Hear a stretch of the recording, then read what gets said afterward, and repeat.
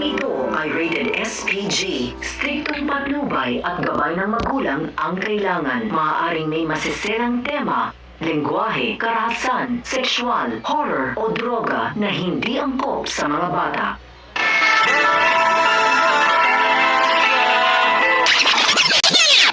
Ang mga dapat nating abangan sa FPG's Batang Quiapo.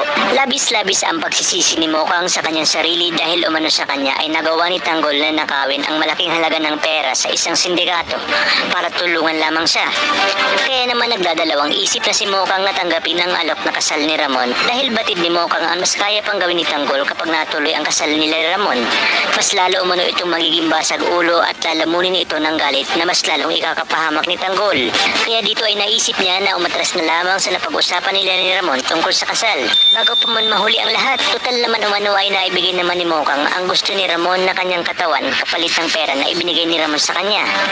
Kinabukasan sinabi naman lahat ni Mokang kay Chiki ang mga nangyari at napag-usapan nila ni Ramon, pati na din ang nangyari kay Tanggol. Sinabi nga ni Mokang na siya umano ang dahilan kung bakit nagawa iyon ni Tanggol at ngayon ay nasa panganib na ang buhay nito. Ayon pa kay Mokang na natatakot siya sa pwede pang gawin ni Tanggol sa oras na makasal kay Ramon. Sinabi ni Chiki kay Mokang na hindi nito kailangan magpakasal kay Ramon kung hindi nito gusto dahil ginawa na umano ni Mokang ang gusto ni Ramon kapalit ng pera na ibigay nito sa kanya.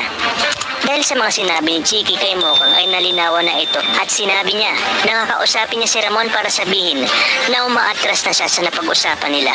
Habang si Ramon naman ay malaki ang tiwala na paninindigan ni Mokang ang kanilang napag-usapan lalo pat may nangyari na sa kanila. Kaya naman sinabi na ito ni Ramon sa kanyang papa. Inutusan naman ni Ramon si Severino na maghanda umano dahil may party na magaganap dahil muli niyang papupuntahin si Mokang sa kanilang mansyon upang ipakilala nga ito sa kanyang papa. Ngunit sumabat nga itong si Olga at nagpresenta na siya na umano ang mag-aasikaso sa party na balak ni Ramon dahil meron nga itong pinaplano na ikasisira ni Ramon sa kanyang balak na pagpapakasal. Samantala dadalawin naman ni Mokang si Tanggol sa ospital upang kumustahin ang kalagayan nito. Ngunit bigla ngang tumawag itong si Severino kay Mokang upang sabihin na maghanda umano ito dahil muli siyang ipapatawag ng kanyang si Ramon. Kaya naman sinabi ni Mokang sa kanyang sarili na pagkakataon niya na ito upang sabihin kay Ramon na umaatras na siya sa kanilang napag-usapan at maipaliwanag niya ng maayos ito kay Ramon.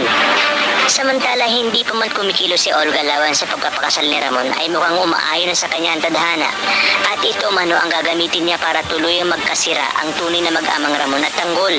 Sa inyong palagay, dito na rin kaya lalabas ang tunay na galit ni Ramon sa oras na umatras itong si Mokang lalo pat napamahal na siya sa dalaga. Kung kahit ipapahanap niya ang lalaking dahilan kung bakit umatras si Mokang. Ngunit paano na lamang kaya pag nalaman niyang ito pala ang kanyang nag-iisang tunay na anak na si Tanggol. Kaya naman mga kapamilya, tutok lang dahil marami pa tayong dapat abangan dito lang sa pambansang teleserye ng Sambayanan, ang FPJ's Batang Quiapo.